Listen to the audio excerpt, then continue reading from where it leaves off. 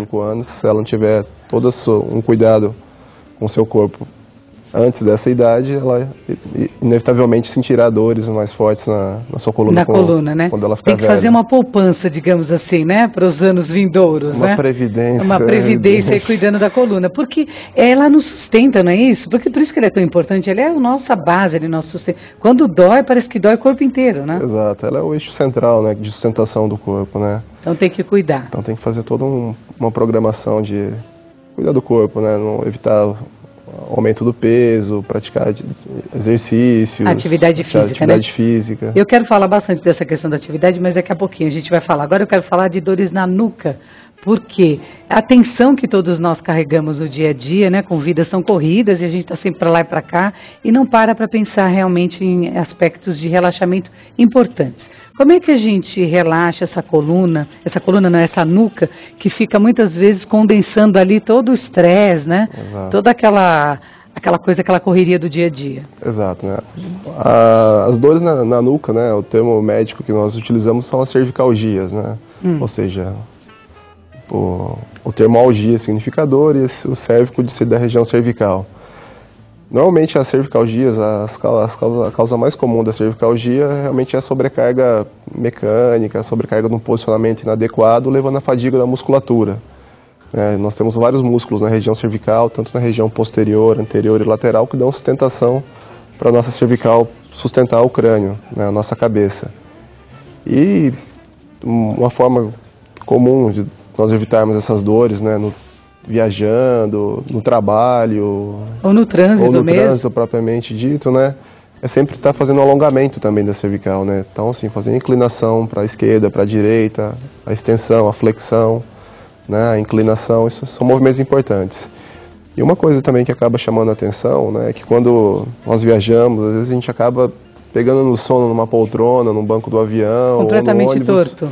E aí a gente acaba se relaxando e fazendo uma inclinação mais exacerbada. Aí o que acontece no dia seguinte? Isso aí acaba levando a fadiga da musculatura, né? Para você ficar muito tempo numa posição só, com o pescoço totalmente inclinado, a musculatura ela acaba sobrecarregando, né? Então você acaba acordando com aquela cervicalgia, aquele incômodo. Né? Então o ideal sempre, né, deixar a poltrona mais ajustada, se tiver um espaldar ou um apoio que sustente o crânio na posição para ele não inclinar, ou aquelas próprias almofadinhas que elas servem mesmo, ajudam essas almofadas? Elas evitam nesse sentido, né? A pessoa adormecer e inclinar totalmente o crânio e ficar com a musculatura estirada. Então ela acaba funcionando, vamos dizer assim, como um colar cervical para deixar a coluna cervical retificada. Agora não mais, não sofro mais com isso, mas durante uma época na minha vida, eu dormia e empurrava, acho que a cabeça, no travesseiro empurrando, não sei, eu acordava com uma dor de cabeça horrível, até que eu percebi que eu mesma ia pressionando o travesseiro, né, contra a cabeceira da cama. Olha que eu acho que devia ser tensão mesmo. E aí eu acordava sempre com dor de cabeça. Aí um dia eu percebi e falei, não acredito que eu mesma estou fazendo isso. Como pessoas que rangem o dente, né? Bruxismo. Exato, bruxismo. Então eu notei, percebi, então a gente tem que estar atento também com o que está acontecendo com a gente, né? Sim, sem dúvida. Está provocando uma dor que às vezes não sabemos de onde vem, mas nós somos os causadores. Exato. Na imensa maioria das vezes são apenas modificações do estilo de vida ou do hábito que a pessoa tem. E vai melhorar. Então só o fato de você modificar esse hábito já é uma melhora clínica dos sintomas que a pessoa está sentindo. Aí vamos voltar lá às pernas, né? Dores nas pernas, formigamento. Tem gente que viaja muito tempo e às vezes os carros são pequenos, né? Não tem um espaço ali para você poder estar relaxando as pernas, aí reclamam de formigamento. O que é esse formigamento? Ele pode causar alguma consequência mais séria? Sim.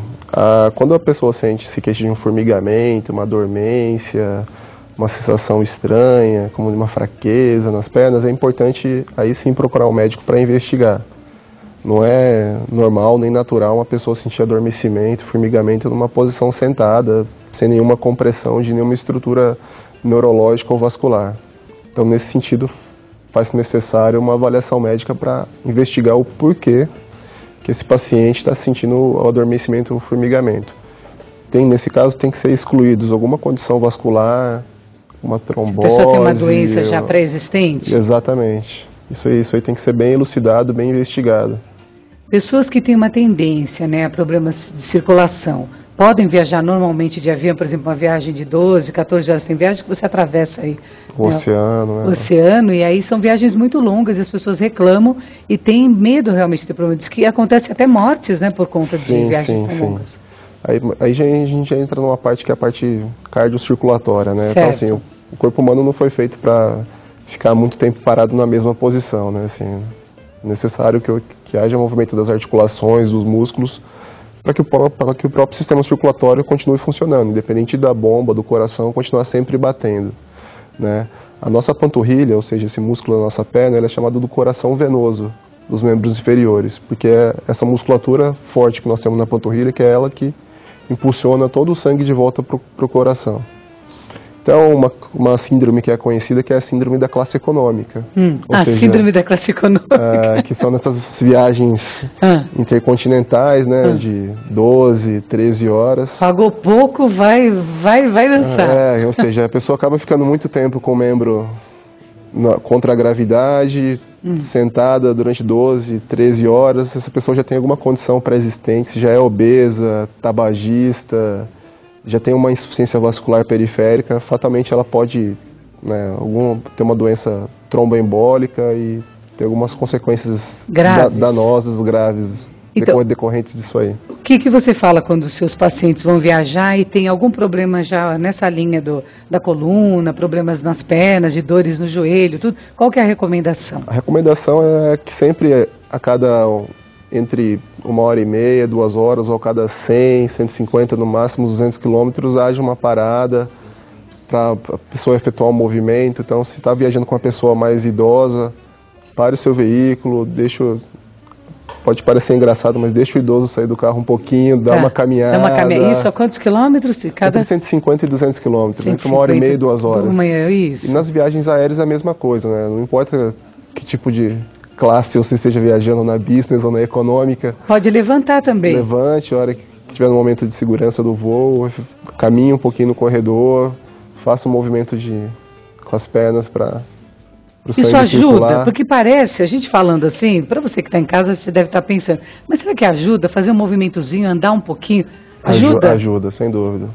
Ajuda sim, é importante fazer. Vai relaxar, né? Problemas que são considerados mais graves, que podem ocasionar aí um desconforto durante as viagens. O que você acha, Dr. Douglas? O que pode ser mais sério? Mais viagens aéreas, mais viagens terrestres? Quais que são as mais comuns? A gente pensa que são as aéreas, né? Dá a impressão que você está lá em cima e não pode fazer nada, né? Eu penso que independente do meio de transporte, né? Eu acho que é o danoso, que eu acho que deve ficar de lembrança para o telespectador, é o tempo que a pessoa passa sentada numa mesma posição. Isso que é o ruim. Isso que acaba lesando a musculatura, que se a pessoa já tem uma articulação com degeneração, com uma osteoartrose. Já mais complicado, né? Agora vamos falar de exercício físico, então? O que é legal fazer para a gente... Porque o desgaste vai acontecer, quer dizer, não tem jeito, a coluna vai se ressentir mesmo com o passar dos anos. Que tipo de exercício é mais recomendável, por exemplo, para as mulheres? Tem um tipo de exercício mais recomendável para as mulheres? Não há um tipo de exercício recomendado específico para cada sexo, assim, né?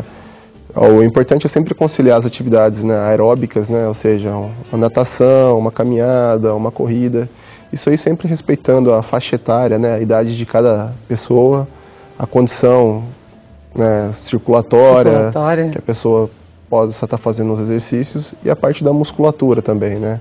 Então, assim, não é porque a pessoa já tem seus 55, 60, ela já é uma pessoa idosa, mais idosa, que ela não deva fazer uma musculação, um exercício mais... Não, mas 55 é jovem, doutor Douglas, não, porque os nossos telespectadores vão ficar bravos com o senhor. É porque a gente fala, né, quando nós começamos a fazer o programa, falávamos em terceira idade. E aí a gente não sabia direito, né, a faixa etária, falávamos, acima dos 60. Hoje a gente enxerga quase... Já mudou. Na verdade, a gente está falando da quarta idade já, né, que é a partir dos 70 e pouco, que as pessoas já começam a ter algumas dificuldades. Então, 55 é jovem. 55 é um adulto ainda. Uma criança que é muito jovem, né, gente? 55 ele acha já que já é mais velho.